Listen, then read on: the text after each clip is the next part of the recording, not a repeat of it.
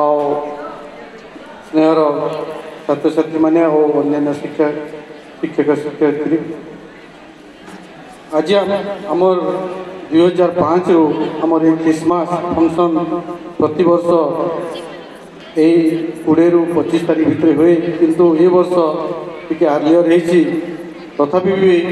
ପିଲାଙ୍କ ମନରେ ବହୁତ ଉତ୍ସାହ ଅଛି କିନ୍ତୁ ଆମେ ଯେଉଁ ଖ୍ରୀଷ୍ଟମାସ ପାଳନ କରୁଛୁ ଯୀଶୁଙ୍କର ଜନ୍ମଦିନ ଉପଲକ୍ଷେ ଆମେ ଖ୍ରୀଷ୍ଟମାସ ପାଳନ କରୁଛୁ କିନ୍ତୁ ଆମର ଯେଉଁ Sushra Devi college of nursing school of ନର୍ସିଂର ଯେଉଁ ଛାତ୍ରୀମାନେ ଅଛନ୍ତି ଯେଉଁମାନେ ଛାତ୍ରମାନେ ଅଛନ୍ତି ସେମାନେ ମଧ୍ୟ ଯୀଶୁଙ୍କର ମୁଁ ଯେତେ ପଢ଼ିଛି ମୋତେ ମ୍ୟାଡ଼ାମ୍ ଦେଇଥିଲେ ବାଇବେଲ ଦେଇଥିଲେ ସେଥିରୁ ଅଳ୍ପ କିଛି ପଢ଼ିଛି ପଏଣ୍ଟ ଟୁ ପଏଣ୍ଟ ପଢ଼ିଛି ମୁଁ ଦେଖିଛି ଯେ ଯୀଶୁଙ୍କର ଯାହା ଯାହା ଲକ୍ଷଣ ଥିଲା ଯୀଶୁଙ୍କର ଯାହା ଯାହା ତାଙ୍କର ଚାଲିଚଳନ ଥିଲା ସେ ସବୁ ଗୋଟେ ନର୍ସର ଚାଲିଚଳନ ସହିତ ସମାନ ଯେମିତିକି ଆମେ ଯଦି ଦେଖିବୁ ପ୍ରଥମ ହେଉଛି ଯେ ଯୀଶୁ ସମସ୍ତଙ୍କୁ ଲଭ୍ ଆଣ୍ଡ ଆଫେକ୍ସନ୍ କରୁଥିଲେ ପ୍ରେମ ଆଦର କରୁଥିଲେ ଆଉ ତାଙ୍କର ପ୍ରଥମ ଲକ୍ଷଣ ଥିଲା ସେ ସମସ୍ତଙ୍କୁ ଭଲ ପାଉଥିଲେ ଆଉ ଗୋଟେ ନର୍ସ ଯଦି ଗୋଟେ ପେସେଣ୍ଟ ପାଖରେ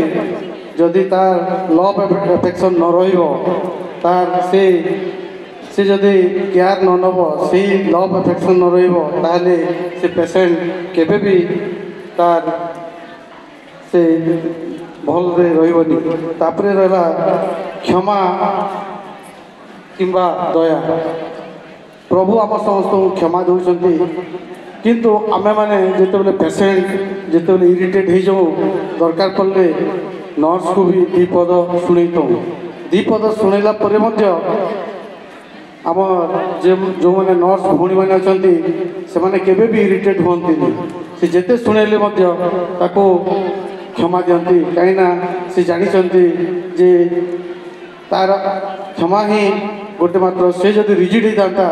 ମୋତେ ଏମିତି କଲା ଜବରଦସ୍ତି ଇଏ କରୁଛି କିମ୍ବା ପେସେଣ୍ଟ ମୁଁ ଦେଖିଛି ବହୁତ ଜାଗାରେ ପେସେଣ୍ଟ ନର୍ସମାନଙ୍କୁ ଟିକେ ରାଗିଯାଆନ୍ତି କାହିଁକିନା ସେତେବେଳେ ସେ ତାକୁ କଷ୍ଟ ଅନୁଭବ ହୋଇଥାଏ ଜବରଦସ୍ତି ତାକୁ କ୍ୟୁର କରିବା ପାଇଁ ଦରକାର ପଡ଼ିଲେ ଜୋର ଜବରଦସ୍ତି ବି ଧରନ୍ତି ଇଏ କରନ୍ତି କିନ୍ତୁ ତଥାପି ସେ କ୍ଷମା ଦିଏ